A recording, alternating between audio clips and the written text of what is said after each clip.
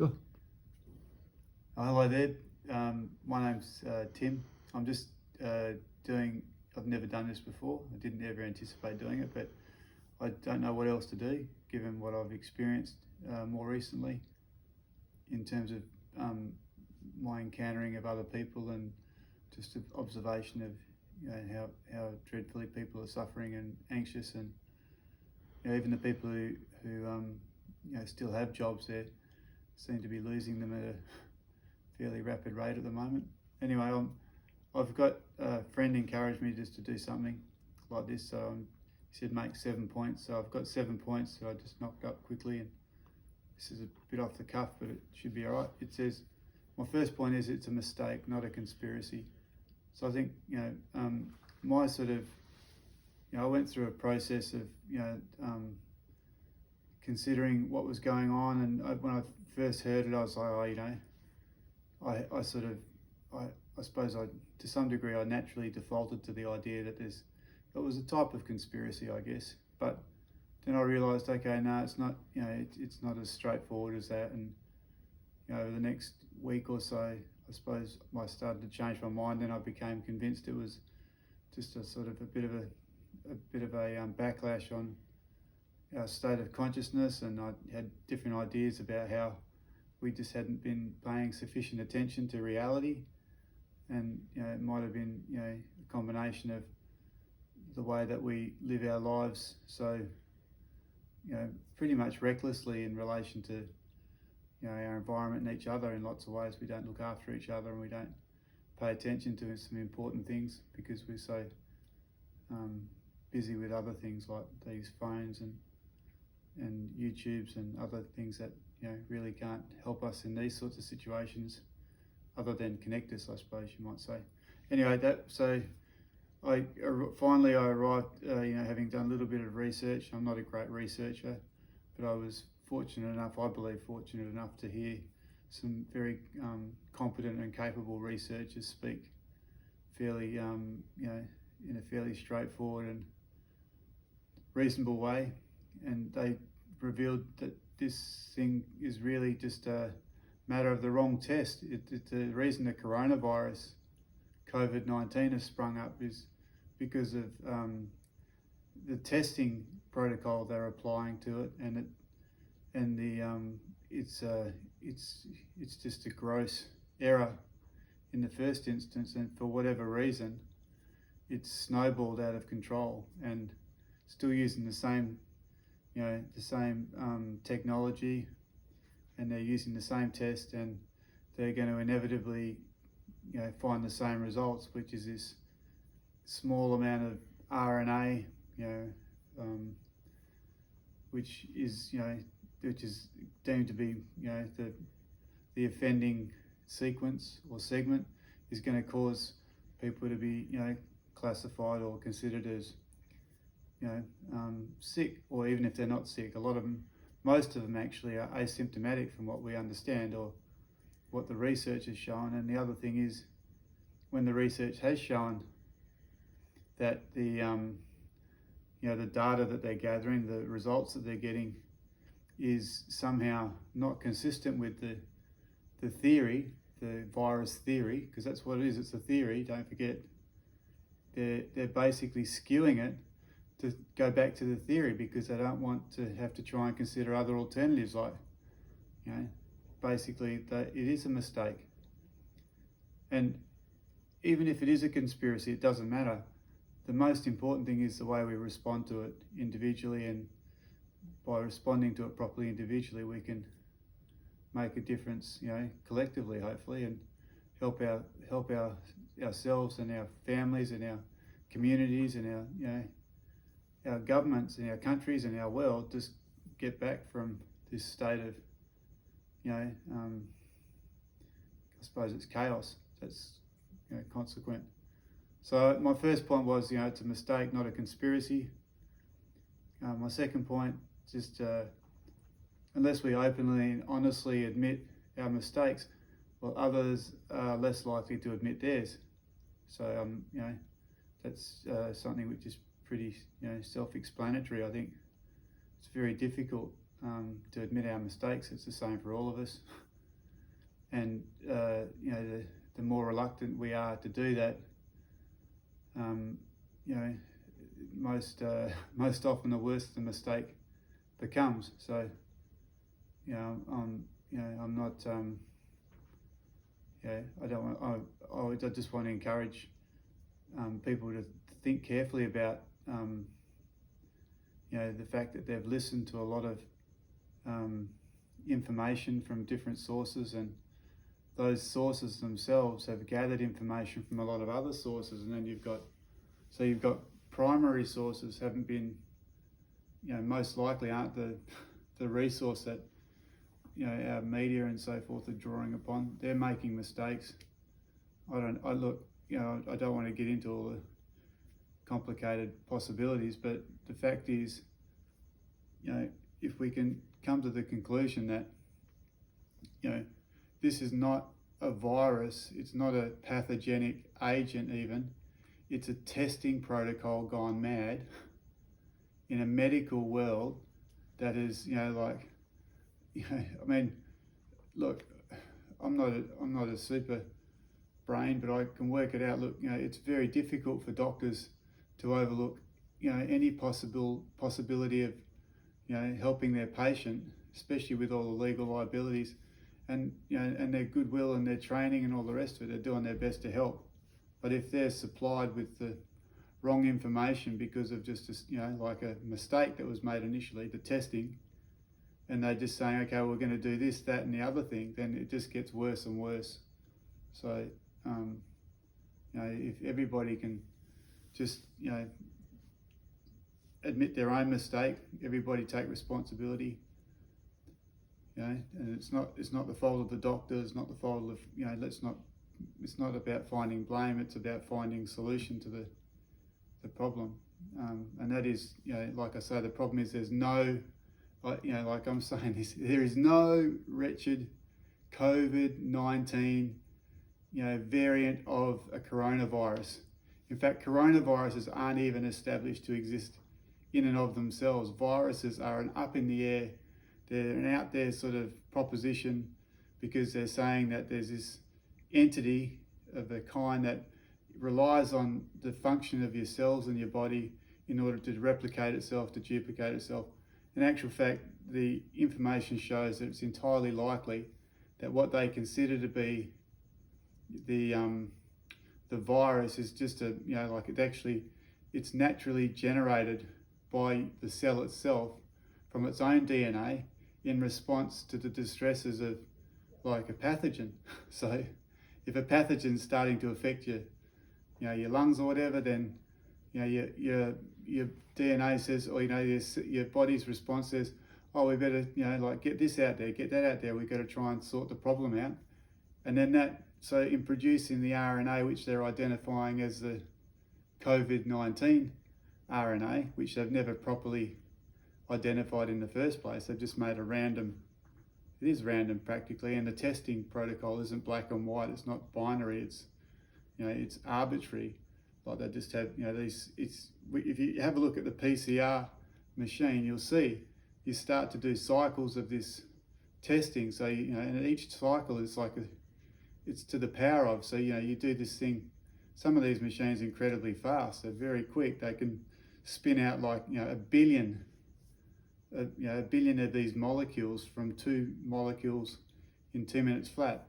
And then they're interpreting that data and misinterpreting it, and they're coming up with this conclusion. All these people are asymptomatic. Or if they are symptomatic, they're not saying, oh, these people have comorbidity factors. Some of them 3, 4 other comorbidity factors. They've got liver function, problems. They've got, chronic renal failure. They've got heart issues. They've got ongoing issues, which are, real, and everyone's dying. I'll keep going on my points. I'll work on otherwise. So number 3, once we've admitted our mistakes, this is to help us think about why we do that. Consequences of our individual and collective mistakes are real, and they're negative. So if we don't own up, if we don't fess up individually and collectively, this thing is going to get worse and worse and worse, and a lot of people are going to suffer a lot of harm, and the harm that they suffer will be because other people who don't know any better and potentially will never know any better, or they will come to discover the truth in years to come, and they will be kicking themselves badly. They'll be very upset and distressed. They're going to make decisions to implement legislations and take actions, and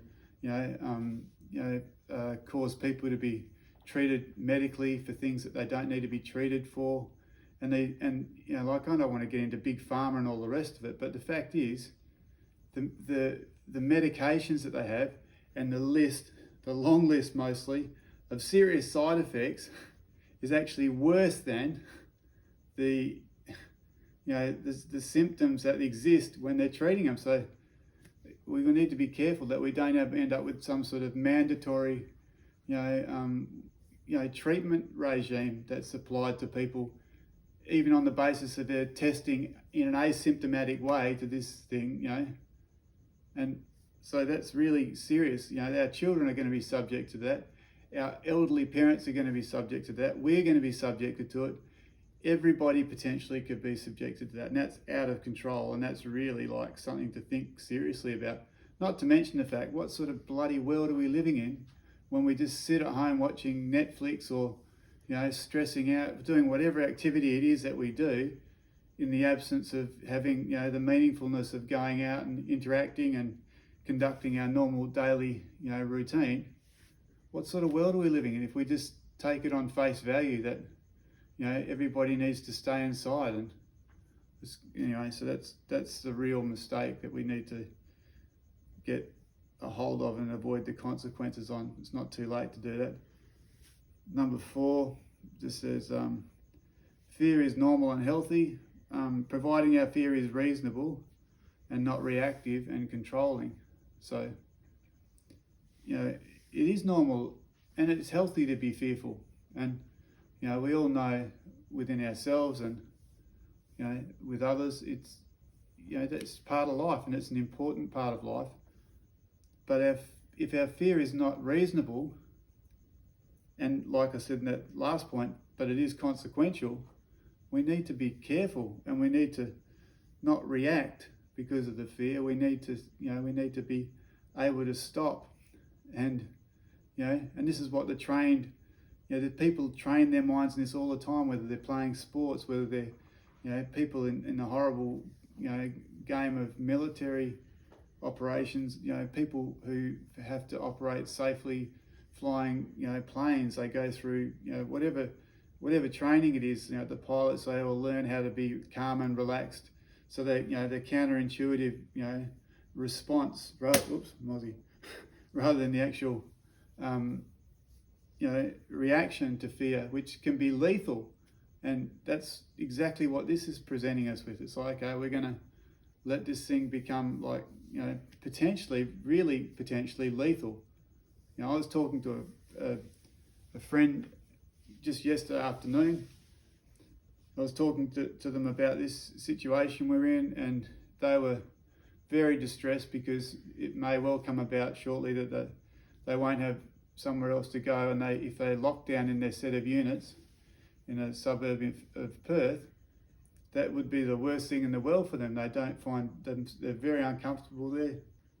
They're not feeling safe. A lot of anxiety. They're disabled already, and that's just, this is going on all over the place, and people are, any number of dreadful stresses that are introduced by this. So that's important, not to let that, our reaction control us. So, goes that way. So point number 5, it's a really important one, possibly the most important to some degree, is that we are all dying every day in whichever way death occurs. And the point says, and live and die well regardless of the specific circumstances. So, people are dying for, any number of reasons, and we're all dying. So, I suppose at this point I could mention You know, I've heard some pretty amazing statistics that are hard to get your head around, but like one of them was that in Italy in 2017, and researchers can go and verify this and, you know, debunk me if they want to, but, you know, I'm pretty sure it's a statistic that exists in Italy somewhere. It's actually real from the researchers that I'm trusting in seem to have dug this up and seems quite reasonable, but 17,000 elderly people or 17,000 people died in 1 week in the peak flu season of 2017. And, you know, it's also, you know, like the US, like in the 2017-2018 flu season, I think it was 61,000. I don't know if that was in the week, but even if it's in the whole bloody year, how many people are going to die of COVID? You know, it's just ludicrous. It's just so mind-bendingly ludicrous to believe that this thing is as bad as it is, because people die of pneumonia and all the other, like I said, comorbidity factors all the time.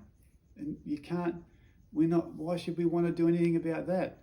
I don't want to get onto the metaphysics of it all, but, you know, we just need to make sure that we don't live in a way that, you know, like I said in that last point, we're controlled by fear and reactive, and that makes us really quite dangerous and the situation gets out of control.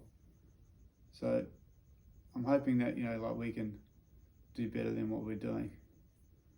Number 6 just says asking the right questions is most helpful for your own and your loved ones' lives.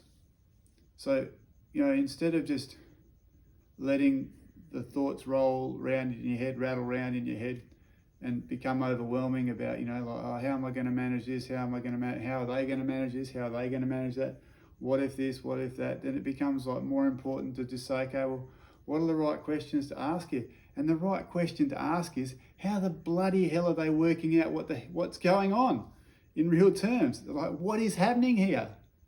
It's a test, for God's sake. It's a test. It's a technology gone mad. It's hyperconnectivity gone mad. It's the world gone mad.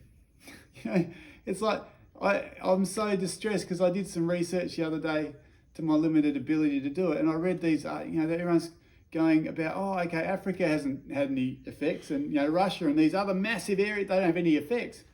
It's like, so they asked these, you know, head honchos in the UK what's going on, and they said, oh, I just don't have any answer for that. That was the quote. I'm thinking, yeah, they haven't got it there because they're not testing, and people aren't getting sick. So people don't go, you know, there's no reason for them to start implementing some ridiculous, you know, overwhelming overreaction of tests, which is what they're doing now. Since those articles came up, now they're, you know, the goodies. I mean, they are goodies because a lot of them will be well-intentioned, but unfortunately, they're doing the same things that I'm trying to address here. Is they're not paying attention. The test is making the thing an epidemic. It's not right. It's absolutely false.